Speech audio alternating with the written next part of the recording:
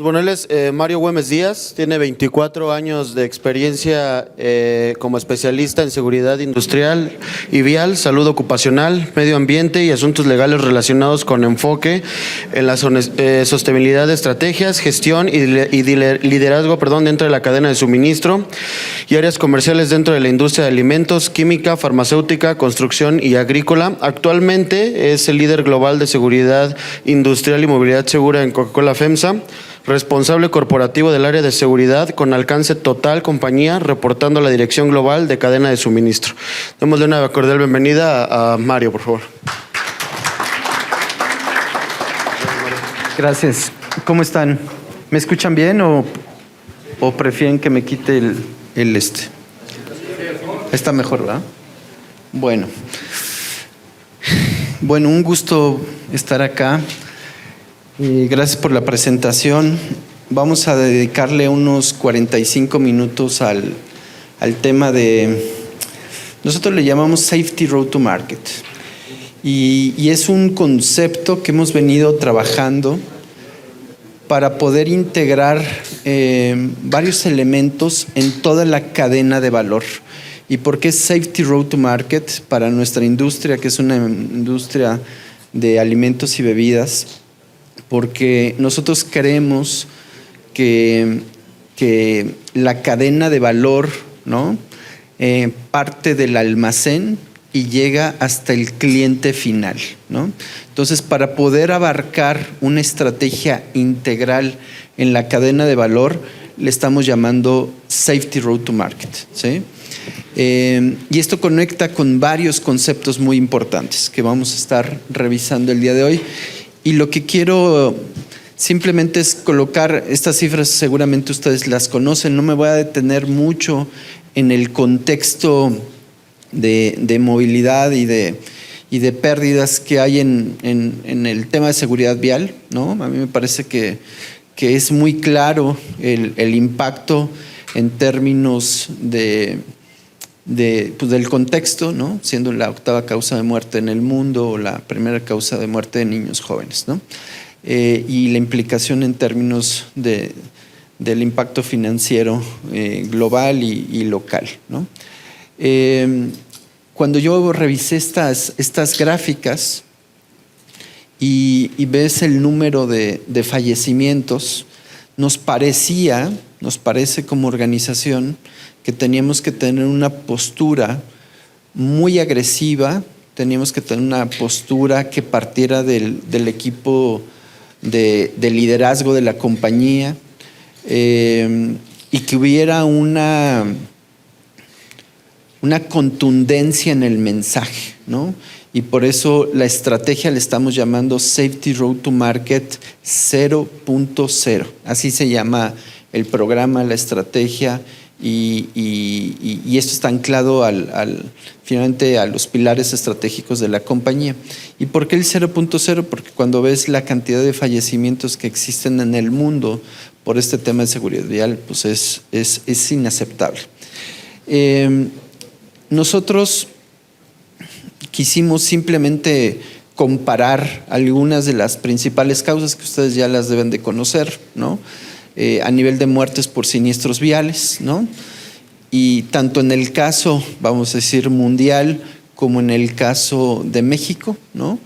Y bueno, finalmente el tema de conducción, de distracciones, de falta de pericia, del tema de fatiga, del tema de alcohol y drogas, pues es un tema que sigue siendo una causa muy recurrente a nivel de las estadísticas nacionales y mundiales, ¿no? ¿Qué es importante esto? Cuando nosotros empezamos a plantearnos el cómo queríamos abordarlo, hicimos un ejercicio de reflexión hacia adentro de la compañía de qué sucede cuando hay un accidente aéreo versus qué sucede cuando hay un siniestro vial, ¿no? Y normalmente la aproximación de cuando hay un accidente aéreo y cuando hay un accidente vial es muy diferente, ¿no? En términos no solamente públicos, sino de comunicación, de reputación, de coberturas, ¿sí? Pero la realidad es que muere mucho más gente por accidentes viales que por accidentes aéreos, ¿no?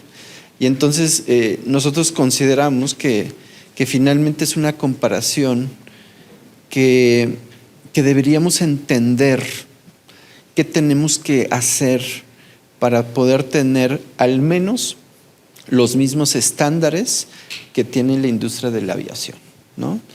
Y ese mindset, esa forma de pensar, es la que nos está llevando a plantear la estrategia como la vamos a ver el día de hoy. La otra reflexión es COVID, ¿no? Yo no les voy a contar de COVID, ¿no? Pero yo digo que la seguridad vial, ¿no? O la pandemia silenciosa en términos de siniestros viales comparados con las muertes de COVID, pues no estamos tan alejados, ¿no? Y creo que sería interesante que hicieran una reflexión de entender las cifras de COVID versus las cifras de siniestros viales. Entonces, ¿y por qué es importante hacer este abordaje? Porque cuando se vino el tema de COVID, el mundo se puso las pilas, ¿sí? Se puso el desafío, nos llegaba de manera cercana, se le puso el foco correcto, ¿sí? Tanto a nivel público como a nivel privado, tanto a nivel de los equipos de liderazgo de las organizaciones como en el contexto de la comunidad, y finalmente se pudo contener, ¿no? Con muchas pérdidas muy desafortunadas, muchas de ellas cercanas a nosotros, ¿no? Pero se pudieron encontrar soluciones ágiles. Y entonces la pregunta es ¿por qué no hemos podido avanzar con la misma velocidad en el tema de seguridad vial? Es una pregunta que pues, yo finalmente hago aquí al foro, pero que nosotros la hemos internalizado de manera importante, ¿sí? Nosotros la hemos internalizado de manera importante. Y entonces parte de la estrategia que hemos venido definiendo es que no veamos las cifras de seguridad vial desde la perspectiva de los números, sino desde la perspectiva de las personas que tienen rostros, nombres, historias y familias, ¿no? Entonces, cada vez que hay un accidente serio o grave en seguridad vial en nuestra compañía, hay una historia atrás y se hace un anecdotario personal, ¿sí? Y esto me parece importante porque les cuento una anécdota. Cuando platiqué hace poco con el gerente de seguridad de Brasil, nosotros operamos en 10 países de Latinoamérica, casi 100,000 empleados directos, ¿no? A nivel de toda Latinoamérica, más todos los terceros que tenemos. Cuando yo platicaba con este gerente, yo le decía, oye, ¿por qué hablábamos de su carrera, ¿no? Y él me decía, lo hacemos por Julia, ¿no? Yo estoy aquí por Julia, como que la primera aproximación no me había quedado tan clara, ¿no? Dije, a lo mejor estoy entendiendo algo mal. Y me dice, no, es que acuérdate, Mario, que Julia fue la niña que falleció y que tenía 10 años, en donde un camión, un operador de nuestra compañía estuvo involucrado en ese evento. Y entonces a mí me impactó mucho que el gerente, el responsable de seguridad del país, de Brasil, tuviera un propósito personal llamado Julia, ¿sí? Y que hubiera un programa, hubiera un proceso de comunicación a nombre de Julia, ¿sí? Que es esta niña de 10 años que desafortunadamente falleció. Entonces a mí me parece muy importante, muy importante poder evolucionar nuestro pensamiento a no hablar de cifras, sino hablar de personas, ¿sí? El segundo elemento que para nosotros es muy importante es ir entendiendo cómo debemos de analizar los siniestros viales, ¿no? Y hay que analizarlos desde antes que sucedan los eventos, durante los eventos y después de los eventos, ¿no? Y este contexto del ser humano, de los vehículos y del entorno nos parece fundamental, ¿no? Nos parece fundamental que podamos estar haciendo soluciones integrales, ¿no? En el caso de nosotros tenemos una política que cuando hay un evento serio o fatal, nosotros le pedimos a algunas compañías expertas que nos ayuden con los peritajes, ¿no? Desafortunadamente, en los países de Latinoamérica no hay mucha expertise en temas de peritajes, ¿no? Y nosotros contratamos a compañías como CESBI y algunas otras compañías muy profesionales en el tema cada vez que hay un evento. Y lo hacemos con un enfoque sistémico, no con un enfoque solamente del relevamiento, sino con un enfoque sistémico que nos interesa muy bien entender el factor humano, los vehículos y el entorno. Pero por el otro lado hemos venido cambiando nuestra perspectiva en materia de seguridad vial, de dejar de hablar de accidentes, hablar de incidentes o siniestros, ¿sí? Porque el accidente es un hecho fortuito. Normalmente yo no tengo la responsabilidad y no lo puedo controlar, ¿no? Me voy mucho al enfoque de las consecuencias. Si ustedes véanlo en sus familias, ¿no? Oye, mi hijo tuvo un accidente, ¿no? Y entonces no pensamos en dónde está nuestra responsabilidad como padres contra eso, ¿no? No estamos viendo el qué pudimos haber predecido o prevenido, ¿no? Entonces, para nosotros era muy importante cambiar el mindset de cómo estamos viendo los accidentes a incidentes o siniestros viales. Es muy importante, ¿no? Culturalmente no ayuda mucho la palabra incidente, ¿sí? Porque incidente es algo así como menor, ¿no? Por ahí escuchaba el otro día que decían, no, esto no es un incidente, esto es un accidente, ¿no? Nadie quiere que suceda. No, nosotros hemos entendido que todos los incidentes se pueden prevenir y que necesitamos trabajar en tener una visión muy clara.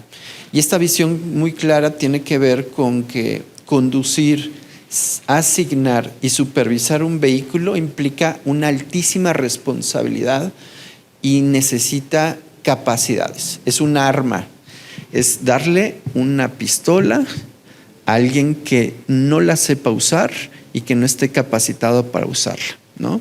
Entonces, y esto es muy importante porque asignar a un vehículo a alguien que no tenga las capacidades es como asignarle una pistola a un niño, o peor, ¿no? Normalmente una pistola no puede matar. Bueno, sí puede, ¿no? Pero ha habido hechos, ¿no? Pero es más complicado tener eventos múltiples. Acompañar y apoyar la estrategia a través de infraestructura, tecnología y cultura es fundamental, ¿no? De esto voy a hablar mucho, del tema cultural, porque atrás de esto hay un tema de cultura, pero hay un tema de infraestructura y tecnología. El tema de reconocimiento y de accountability es fundamental, ¿no? Integrar la seguridad vial o la movilidad como un eje estratégico a nivel de compañías es muy importante, que esto viva en el primer nivel de la organización. Y bueno, finalmente necesitamos rodearnos de gente experta y hacer procesos, sistemas y asegurar la gestión. Esto es muy importante en el tema de seguridad. No solamente en el tema de seguridad vial, sino en general la gestión.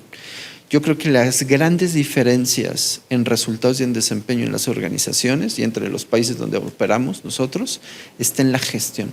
Porque la tecnología más o menos todo el mundo puede hacer acceso a ella, ¿no?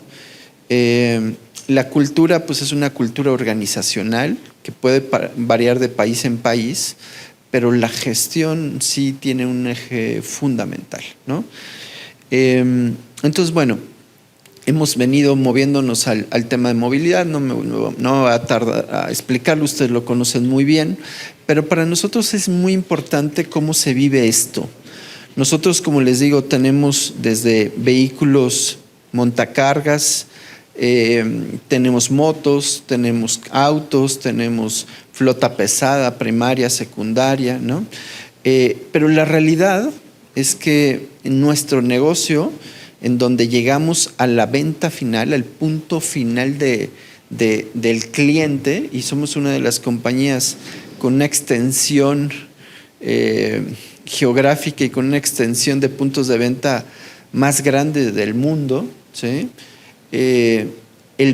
Muchas de nuestras actividades, hoy día eres peatón, y después usas tu motocicleta y después usas tu carro. Es decir, en un día una persona puede estar en varios de estos elementos.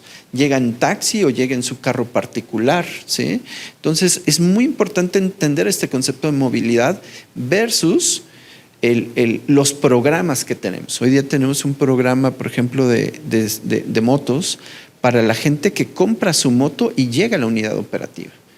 Nosotros hemos puesto algunas reglas de que finalmente es tu moto, pero si tú te quieres estacionar en el centro de trabajo, pues tienes que estar certificado, tienes que tener tu equipo de protección personal. Si no, no te voy a dejar estacionarte en mi operación. O sea, a ese nivel de exigencia para entender realmente dónde está la responsabilidad.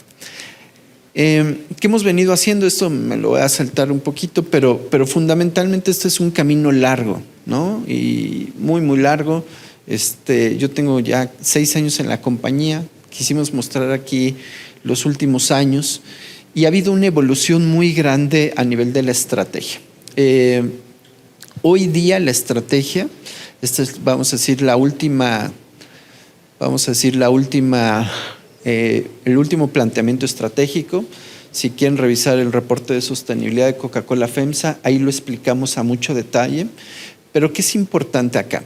Nosotros lo que queremos, hemos planteado una visión, una serie de principios. Entre los principios que tenemos está el tema del cero, ¿no? Como yo les decía, como punto de equilibrio. Está el tema de hablar, hacer y sentir, ¿no? Está todo el tema de cortesía, respeto, prevención y un concepto muy interesante que se llama seguridad psicológica, y después revísenlo, que es esta capacidad de sentirte cómodo en un ambiente de trabajo, en confianza y en donde te permites desafiar y retar el status quo, ¿no?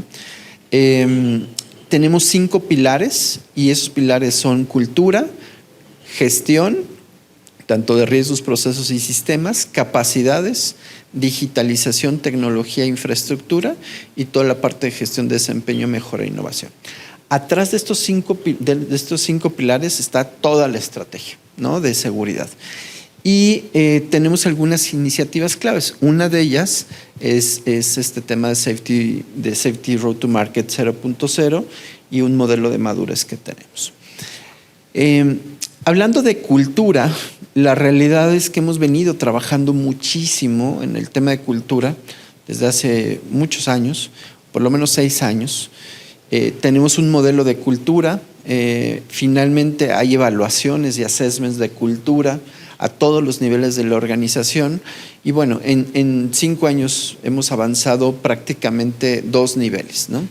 ¿Dónde estamos parados? En donde de veras podamos hacer, mejorar, aprender sistémicamente. Tenemos más de 400 unidades operativas, más de 100,000 empleados. Entonces el desafío de lo que sucede en una planta y cómo se replica sistémicamente es un gran reto. Esto me lo voy a saltar aquí, simplemente, además no se ve muy bien la pantalla, pero bueno, vienen una serie de acciones estratégicas que hemos estado corriendo. No sé si me ayudan ahí con la presentación que se distorsionó. Hay una serie de desafíos que nosotros vemos que son muy, muy importantes. El tema de la postura de inversión, hay que mantenerla y acelerarla, ¿no? El tema de cultura, liderazgo y sistemas que ya platicamos. Todo el tema de digitalización, accountability. Cómo llegamos con el mismo criterio, con el mismo enfoque a todos nuestros socios terceros, ¿no?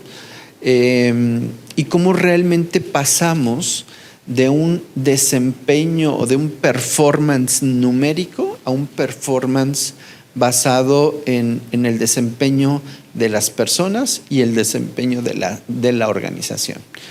Y hay muchas, vamos a decir, hay muchísimas oportunidades, ¿no?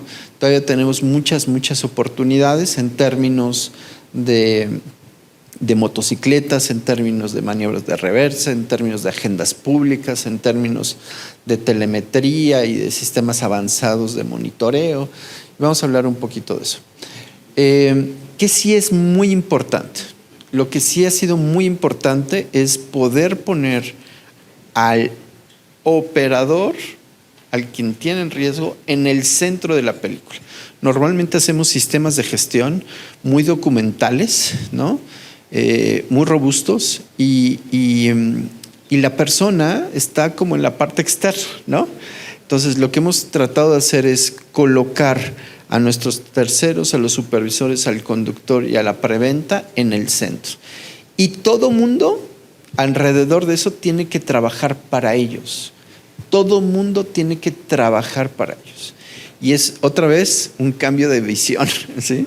Es un cambio de visión. Para el caso del modelo de Safety Road to Market, hemos definido estos 5 elementos y cada uno de estos elementos tiene, vamos a decir, cada uno de estos elementos estratégicos tiene una serie de subelementos que se vienen transformando, ¿no? Entonces hay un mapa muy claro de dónde avanzar.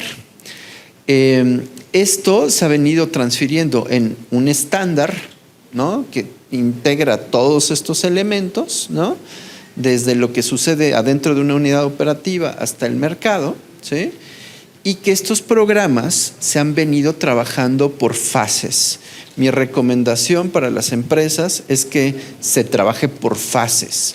No podemos aspirar a tener sistemas de HADAS, sistemas de cámaras inteligentes dentro de las unidades y monitoreos avanzados o torres avanzadas si no hemos resuelto los elementos de seguridad de los camiones, ¿sí? O si no hemos tenido telemetría y tenemos un modelo de reconocimientos y de consecuencias robusto, ¿no?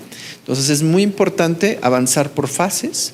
Les compartimos este modelo, ¿no? Este modelo es totalmente replicable a cualquier organización y bueno, nosotros hemos venido trabajando en esto. Todos estos elementos se han venido manifestando en el tiempo en diferentes, vamos a decir, en diferentes momentos. O sea, la estrategia es pasar de la teoría a la acción y poder realmente hacer realidad cada uno de estos elementos. En particular, el tema de motos es una de nuestras principales incidencias, sobre todo las motos de la comunidad que se impactan con nosotros, aunque también hemos tenido algunos accidentes complicados con nuestras motocicletas. Y lo que nosotros hemos hecho es trabajar con un enfoque de frecuencia y de severidad, ¿no? Es decir, la reducción tiene que ver con una serie de medidas de acciones preventivas y de acciones de mitigación para esto, ¿no? En este sentido, están ahí definidos, perdón que estén en inglés, pero se me pasó traducir este slide, pero hay una serie de controles preventivos y de vehículo y de infraestructura. Y les pongo uno en particular, ¿no? Todo el proceso de entrenamiento o de contratación. Entender esto para nosotros nos costó mucho trabajo porque nosotros contratábamos vendedores, ¿no? Y cuando lanzas un anuncio dices, quiero contratar un vendedor. No dices, quiero contratar un motociclista, ¿no? Que sepa vender, ¿no? Entonces, nosotros hemos tenido que ser muy contundentes. Hay un rechazo de más del 90% de los posibles vendedores porque no tienen capacidades de manejar una moto. Y no tienen la experiencia, y no tienen el perfil, y no tienen las capacidades. Entonces es muy importante entender que no estamos contratando un vendedor o estamos contratando un repartidor. Estamos contratando un conductor profesional que además sepa vender, ¿sí? Entonces es una manera diferente, ¿sí? de entenderlo, ¿no? Y ha habido mucha interacción. De hecho, en Colombia nosotros participamos en varias asociaciones y estamos empujando a nivel gubernamental que la actividad del motociclista sea determinada por el gobierno como una actividad de alto riesgo, igual que la del conductor de un vehículo particular. Y les pongo el ejemplo de los trabajos en alturas, ¿no? Esto sí ya está reconocido por el gobierno, ¿no? De hecho, hay un costo a nivel de primas diferentes cuando haces actividades de alto riesgo. Pero ¿qué creen? Los motociclistas y los conductores de vehículos pues no están consideradas como actividades de alto riesgo, ni siquiera por la ley. Entonces, a mí me parece esto muy importante, que es un cambio en el pensamiento. Cuando una persona hace un trabajo en alturas, tiene que tener una competencia, tiene que tener una capacidad, tiene que tener una serie de entrenamientos, ¿no? Tiene que tener una serie de temas de infraestructura. Cuando estamos hablando de un conductor, pues no necesariamente, ¿sí? Entonces, nosotros hemos venido empujando muchísimo esto. Y por el otro lado, pues finalmente la protección, ¿no? Nosotros incluso ya tenemos en nuestros estándares la integración de airbags, ¿no? Para motociclistas. Me había traído uno para enseñárselos, pero bueno, ya estamos metiendo procesos de airbags en motociclistas. No solamente la parte de cascos y de protecciones. La realidad es que ahí vienen las cifras. No se ven muy bien, no sé por qué la pantalla se ve feo, pero la realidad es que si ustedes se fijan, el 36% de los accidentes pasan en los miembros superiores, pero las fatalidades, el 70 o el 80% de las fatalidades pasa en los elementos superiores y ni siquiera necesariamente en cabeza, sino en todo lo que es la parte del tórax. Entonces, por eso tener un elemento como el airbag es tan importante. Agendas públicas, el trabajo con la sociedad, el trabajo con los gobiernos es muy, muy importante.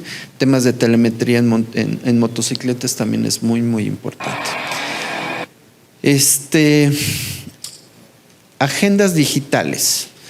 A ver, nosotros tenemos una agenda digital muy, muy relevante, muy, muy relevante, con una visión por lo menos de 10 años, ¿no? Y le hemos estado apostando a 5 elementos para los próximos 5 años. El primero tiene que ver con telemetría, el segundo tiene que ver con ADAS o con los sistemas con los asistentes de manejo y los monitores, es decir, colocar cámaras dentro de las unidades operativas para poder gestionar comportamientos, pero sobre todo para que los conductores tengan ayudas para tomar mejores decisiones, ¿ok? Esto es muy importante porque no solamente es te vigilo qué haces, sino te ayudo a que tomes mejores decisiones, ¿no? Entonces, esto es muy importante. El tema de simuladores, hemos hecho inversiones importantes. En México tenemos un simulador vial, ahorita les voy a enseñar, que corre toda la República. Tenemos otro tipo de simuladores. En Brasil hicimos una inversión de más de $1 millón el año pasado en 3 simuladores, ¿no? Este año estamos comprando en Centroamérica y otros 3 en México. Entonces, este tema de simuladores es muy, muy, muy relevante. Todo el proceso de analíticos avanzados y todo un proceso de una torre central de monitoreo. ¿Por qué esto es importante? Porque no queremos tener un sistema de telemetría que nos dé data. Lo que queremos son tener hábitos de conducción y que a partir de esos hábitos de conducción se tenga la data.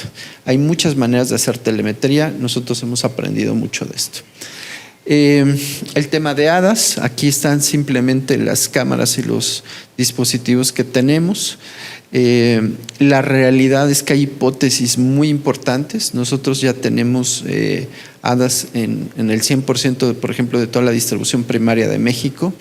Este año estamos saliendo con un 40% de HADAS en toda la flota de Brasil y como un 35% de la flota de México también.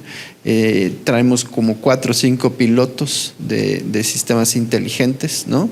Y no solamente son sistemas de HADAS tipo Mobileye o tipo cámaras inteligentes que te permiten identificar hábitos de conducción, fatiga, sueño, etcétera, etcétera, sino también hay un sistema de trabajo con la gente, ¿no? A través de sus perfiles glandulares y de sus perfiles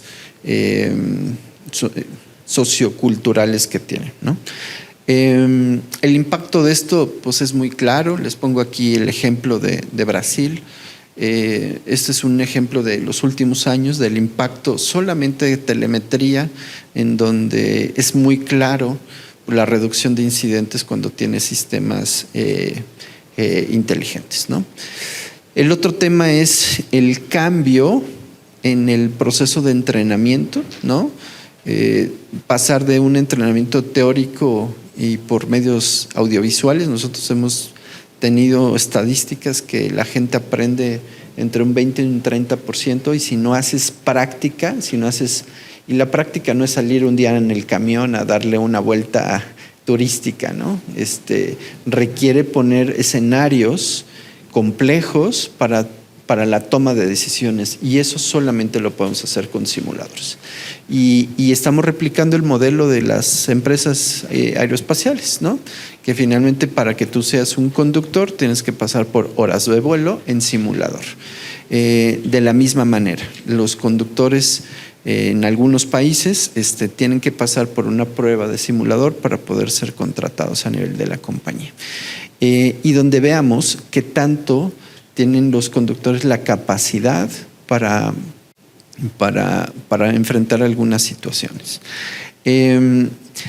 Bueno, simplemente es una imagen de todo lo que traemos de simuladores de T1, simuladores de T2. En T2 tenemos varios tipos de simuladores, no solamente simuladores de alta tecnología, montacargas, motos, y otro tipo de riesgos más industriales. Es decir, este tema de simuladores es una estrategia de fondo. Ya casi acabo. Bueno, pero es muy importante, esto no ha sido suficiente. Creemos que todavía el desafío es muy grande. Hemos hecho muchas cosas, pero no es suficiente. Ayúdame con la siguiente.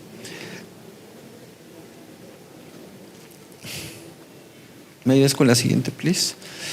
Bueno, les queremos compartir algunas de las mejores prácticas. Hemos hecho benchmarkings con más de 20 empresas globales, líderes en materia de seguridad vial, y aquí están una de las mejores prácticas en términos. Las dividimos: prácticas de liderazgo y prácticas de capacidades, gestión y tecnología, ¿no?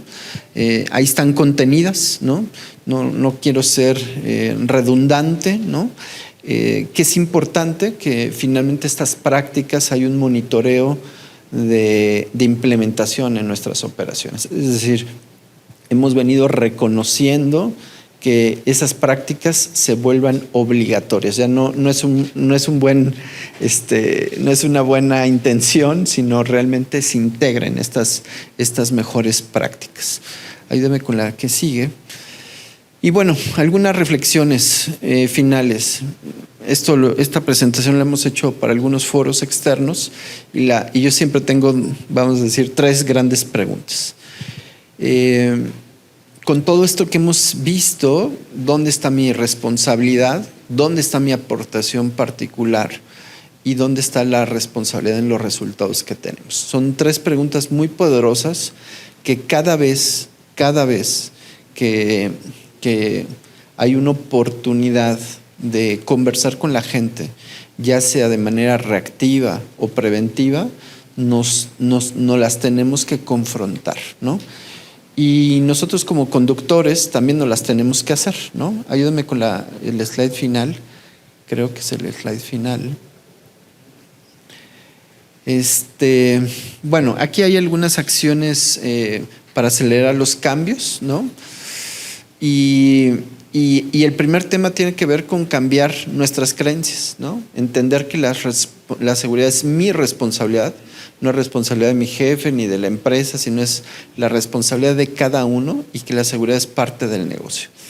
Hay algunas acciones básicas y hay algunas acciones trascendentales que la realidad pues hemos venido trabajando. Y ayúdame ahora sí con el último slide. Un poquito más. Y entonces, bueno, yo siempre planteo, ¿no?, algunas preguntas. ¿He manejado a exceso de velocidad alguna vez? A ver, levanten la mano. ¿Quién ha manejado a exceso de velocidad? Bueno. ¿Como conductor he tenido un siniestro vial? ¿He usado alguna vez el celular mientras manejo, aún con manos libres? Pues prácticamente todos. ¿He hecho caso omiso a las señales de tránsito alguna vez? ¿He tomado una cerveza y he manejado? ¿Alguna vez en la vida? Bueno, si tu respuesta afirmativa tan solo a una pregunta, entonces eres un conductor de alto riesgo. Y ese es el estándar. O sea, hay un programa que nosotros le llamamos conductores de alto riesgo, que son aquellos conductores que no tienen comportamientos seguros, que no tienen comportamientos adecuados. Y el tratamiento es muy específico, ¿no? Entonces, el desafío no es menor, ¿no? Si queremos, y por eso partí de lo global hacia lo personal. Si queremos realmente cambiar la estadística de la seguridad vial, tenemos que ser conductores seguros y más responsables, pero eso empieza por cada uno de nosotros, ¿sí? Y bueno, pues sería mi presentación. No sé si tengan preguntas.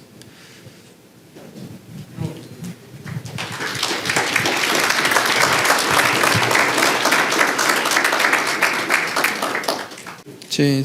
Mira, hemos tenido muy poquitos casos. Nosotros hemos estado partiendo desde hace algunos años de este tema de cultura, y por eso creo que es muy importante entender qué va primero y qué va después, ¿no? Si tú no tienes un conductor, una compañía, un área de trabajo que entienda su responsabilidad hacia la seguridad, le vas a meter toda la tecnología posible y va a ser restrictiva, porque van a pensar que es para cuidarlos, para correrlos, para sancionarlos, ¿no? Entonces, yo diría, pues primero hay que empezar por un plan sólido de cultura, ¿no? Si no se tiene un plan sólido de cultura, no funciona. Lo segundo es hacerlos partícipes del diseño. Cuando a ti te hacen partícipe del diseño de lo que sea, es diferente, ¿sí? Y normalmente, y por eso hablaba de colocar a la gente en el centro, ¿sí me explico? Porque si nosotros entendemos que trabajamos para el círculo de afuera, que son los directores o los gerentes, pues no tiene sentido, ¿no? Entonces tienes que poner a la gente en el centro y verdaderamente hacerlos partícipes del diseño. Habrá cosas que no nos gusten, ¿no? Y bueno, pues también hemos sido muy claros que si no estás anclado a la cultura organizacional que queremos, pues no estás en el lugar correcto. ¿Sí me explico? Pero no como amenaza, ¿sí me explico? Sino porque ya hay una cultura organizacional. Entonces, y creo que el cuarto elemento, que es el más importante, es: esto no es un tema de monitoreo, esto es un tema de asistencia. Porque lo importante, si tú tienes un sistema de estos de monitoreo y no le sirve al operador para tomar decisiones, si estás cansado no te sirve para estacionarte, ¿sí me explico? Pues está complicado, ¿no? Entonces, y queremos, hay un principio muy importante que es que la gente comete errores. Dicen que el ser humano comete más o menos en una actividad intensa, puede cometer hasta 20 errores por hora, ¿sí? Entonces, cuando nosotros reconocemos que la gente comete errores, el monitoreo no es un tema, vamos a decir, de penalización. Se penaliza el comportamiento repetitivo y constante. ¿Sí me explico? Porque ya te dije, ya aprendiste, entonces bueno, ya si no quieres, pues entonces sí habrá otros caminos, ¿no? Pero realmente yo que recuerde, no sé si una persona hemos dado de baja por un tema de estos, de más de muchos operadores que tenemos. O sea, el tema no va por ahí, ¿sí me explico? Pero sí tienes que tener un sistema de que cuando sucede eso, pues lo bajas, ¿no? Y le metes una cápsula y habla su jefe con él, ¿no? Y ahí generan compromisos y se generan diálogos y se entiende, ¿no? Se entiende a la persona. O sea, hay todo un proceso de convivencia y de conversación. A mí me parece que eso es lo clave, ¿no? Con la publicación de la Ley General de Seguridad, de Movilidad y de Seguridad Vial, sí. Hubo una reestructuración en los límites de velocidad. Sí. ¿Cómo les ha afectado esto a su velocidad de operación? O sea, es evidente que no es tan sencillo de contar o tocar tantos clientes en una velocidad menor, ¿no? O sea, ya no puedes, digamos, circular a la misma velocidad y por lo tanto tu capacidad de entrega disminuye. Sí. Y bueno, un poquito relacionado a la pregunta anterior, ¿no? Porque también seguramente, no solamente la gente comercial, sino que también los conductores seguramente han levantado la mano en decir, pues ahora me tardo o tengo que tardar, o digamos, aumenta mi velocidad de operación para llegar a los clientes. Sí. ¿Cómo han podido...? No, es verdad, es verdad eso, y por eso creo que el tema de seguridad, mientras leí ahí una frase que decía, si tú quieres transformar la cultura de una organización y el director general no es el máximo líder del programa, no pierdas tu tiempo, ¿ok? Quiero ser muy contundente con esto, ¿no? Si la organización y las gerencias y los equipos de liderazgo no traen esto en una de sus prioridades, es el top mind, lo que va a pasar es que se van a competir las prioridades, ¿ok? La prioridad de la venta contra la prioridad de las horas, contra la prioridad del reparto, ¿no? Entonces, para nosotros no es una conversación. Honestamente, no es una conversación que esté. Y te voy a poner un caso un poco más crítico de eso, ¿no? Pero no está en la conversación. Incluso los sistemas de telemetría, ahorita empezamos a definir sistemas de telemetría fijos con el tema de velocidades, ¿sí? Y estamos migrando a sistemas de telemetría de velocidades variables, ¿no? Si pasas por una escuela, pues bajas, si pasas por una, ¿no? Entonces es muy, muy importante. Nuestras principales incidencias cuando empezamos el tema de telemetría, efectivamente era la velocidad. Y se han reducido 80%, 90% excesos de velocidad, ¿no?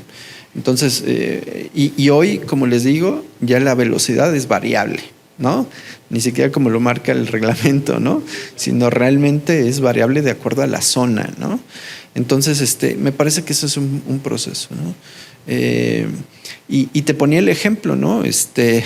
Tú en base a qué diseñas tus rutas. O sea, el elemento de seguridad es un elemento de entrada o es un elemento de salida, ¿no? Entonces, si tú diseñas rutas para hacer más eficaz la ruta, pero no consideras los elementos de seguridad, te estás equivocando. ¿Sí me explico? Entonces, tienes montacargas y te pongo el ejemplo de los montacargas, ¿no? Los montacargas finalmente pueden tener excesos de velocidad, pueden tener límites de velocidad, ¿no? Para sacar tantas cajas o tanta productividad, pero cuando tú haces un análisis de riesgo de la capacidad real que tienen tus montacargas de estar en un centro de trabajo, pues es diferente. Y por eso creo que la tecnología es importante. Nosotros estamos implementando pilotos de cuando el montacargas no solamente excede el exceso de velocidad, sino cuando hay una interacción con una persona que se para en automático, ¿sí? Entonces, bueno, ¿qué quiere decir? El diseño de tus sistemas tiene que contemplar la seguridad como un elemento fundamental. Si no está a nivel del diseño, vas a tener estas discusiones prácticas de prioridades, ¿sí?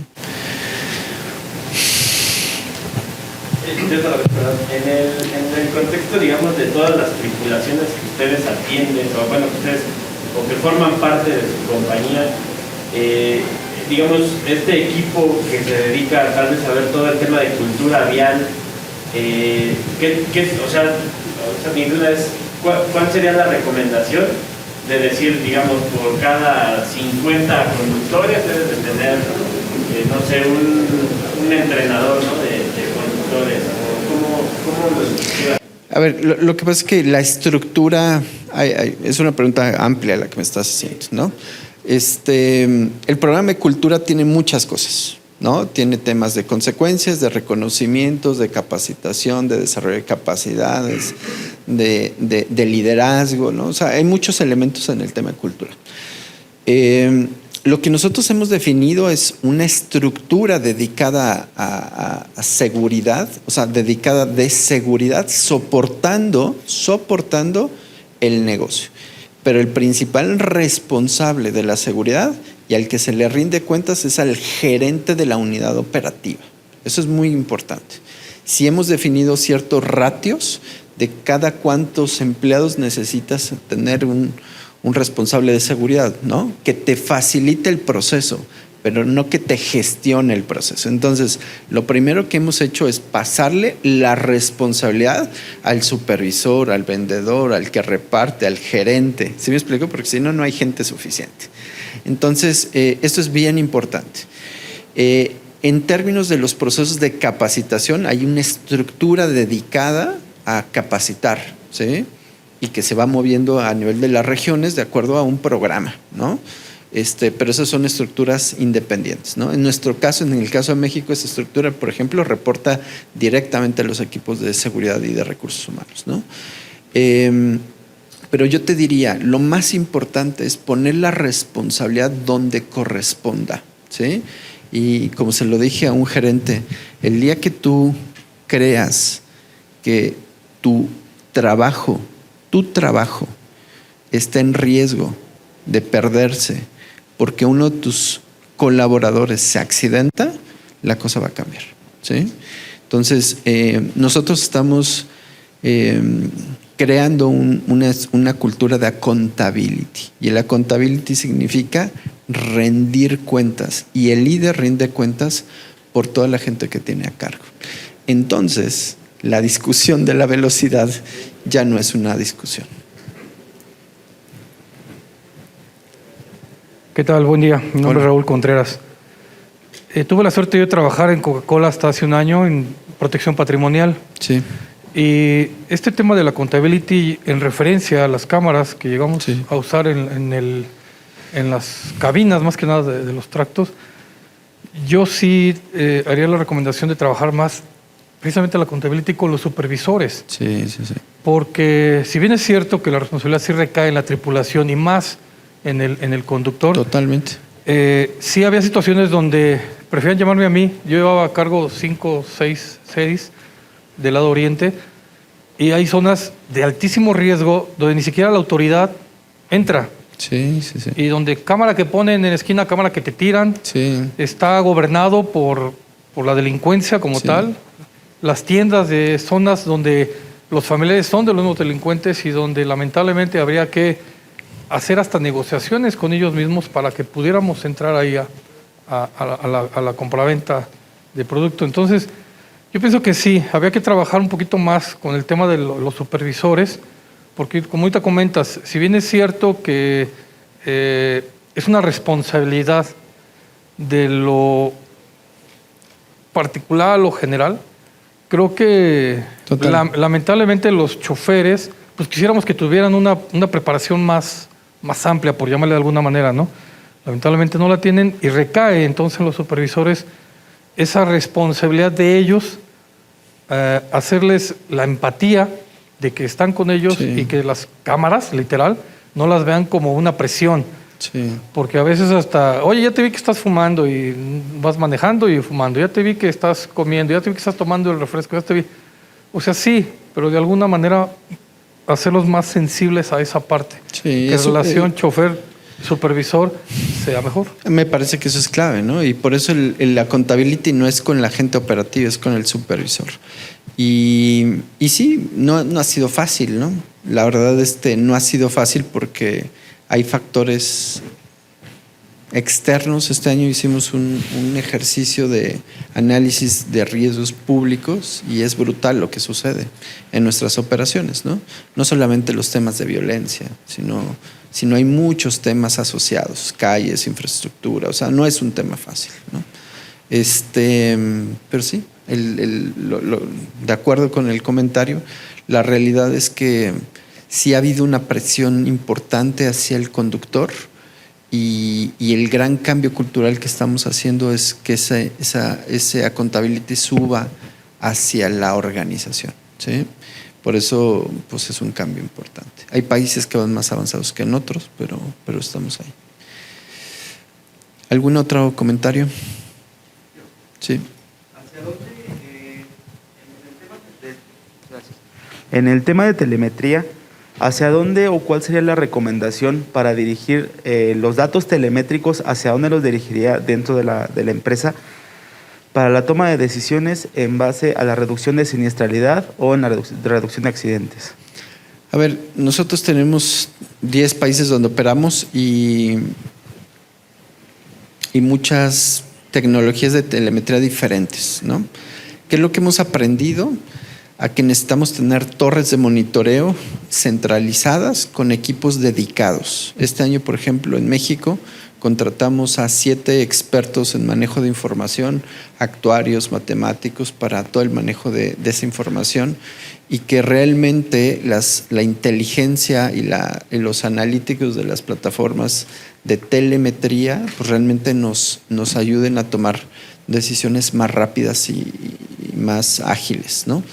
Pero la clave está en el diseño del modelo de gestión de comportamientos de telemetría. Es decir, ¿qué vamos a hacer cuando un conductor tenga qué cosas, ¿no? Y en qué momento lo bajamos y quién le da la retroalimentación. Y hacer eso de manera disciplinada implica mucho esfuerzo y mucho tiempo, ¿no? Nuestro mejor modelo es el de Brasil, y que son los números que les enseñaba, ¿no? Hay un equipo dedicado, pero cuando un operario tiene una mala nota, al día siguiente no sale a operar. A ese nivel de estrictos, ¿no? No sale a operar, pero no es que se vaya a su casa, sino se va a entrenamiento, se va a una conversación, se va ¿no? Entonces hay una decisión organizacional de qué hay que hacer con la telemetría. Entonces yo lo que diría es, primero diseñen el modelo de gestión de comportamientos y en base a ese modelo de gestión de comportamientos, entonces definen cuál es el habilitador tecnológico que necesitan, porque hay muchísimos habilitadores tecnológicos. Hola. Buenas tardes. Hola. Laura, mucho gusto. Yo tengo una pregunta enfocada al tema del simulador. Dime. Platicabas que tienes varios simuladores y ya tienen algunos en operación. Sí. ¿Estos simuladores están enfocados a la parte de contratación del personal? O sea, ¿es un filtro para contratarlos? Sí. Y la otra, si es una capacitación constante, quiero suponer, por lo que ahorita acabas de comentar, cada que una persona tiene una mala calificación. Formación complementaria, ¿sí?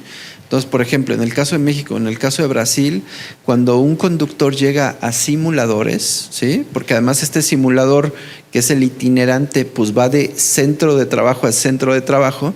Entonces, cuando llega a tu centro de trabajo, pues te sacan te sacan un par de días y haces entrenamientos a nivel de simulador, entrenamientos teóricos y entrenamientos prácticos, ¿no?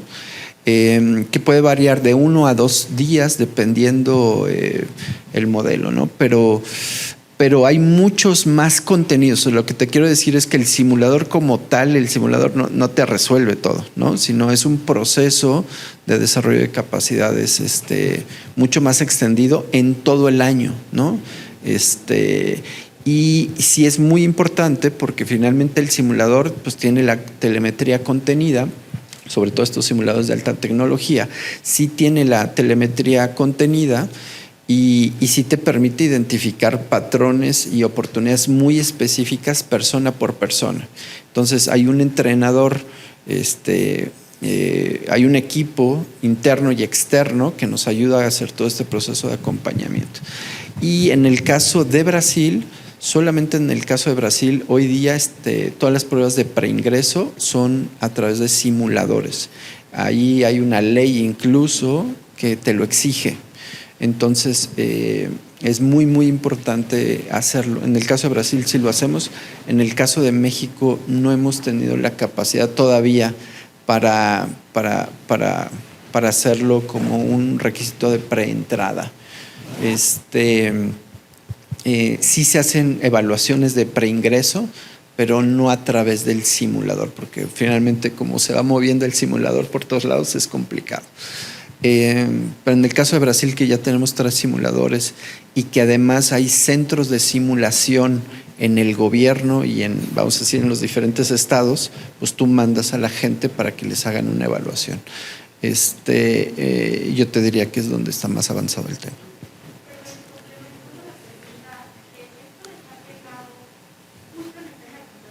Sí, claro. Totalmente. Sí. A ver, el tema de contratación ha sido cada vez más complejo y cada vez va a ser más complejo por los déficits. Por eso es muy importante entender hasta dónde sí y hasta dónde no, ¿no? Entonces, cuando nosotros no contratamos es porque vemos que no tienen la capacidad técnica, ¿sí? Nosotros hicimos, nada más para que tengas una idea, en Brasil, a toda la flota, a todos los conductores que teníamos en Brasil, los pasamos por una evaluación de simuladores, ¿sí? Solamente el 20% salió con calificación aprobatoria. El otro 60% pasó, vamos a decir, en amarillo, ¿no? Con notas y con oportunidades, y un 20% salió en rojo, ¿no? Ese 20%, la decisión organizacional fue cambiarlos de posición o ver cómo hacíamos para que no condujeran un vehículo. Fue una decisión muy complicada. Y nos dimos cuenta ahí la importancia de tener capacidades y tener un buen proceso de preselección y de evaluación antes del ingreso. Entonces, bueno, hoy las evaluaciones preingreso pues son teóricas y prácticas, no con simulador, a excepción de Brasil, ¿sí?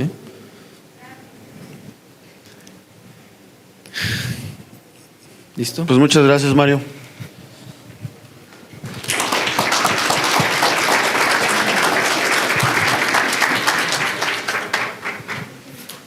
Gracias. Bueno, voy a invitar al ingeniero Miguel Guzmán, que es el director del área de seguridad vial en CESBI, para que le haga entrega del reconocimiento a Mario por su participación en este ciclo de conferencias. Muchas gracias, Mario.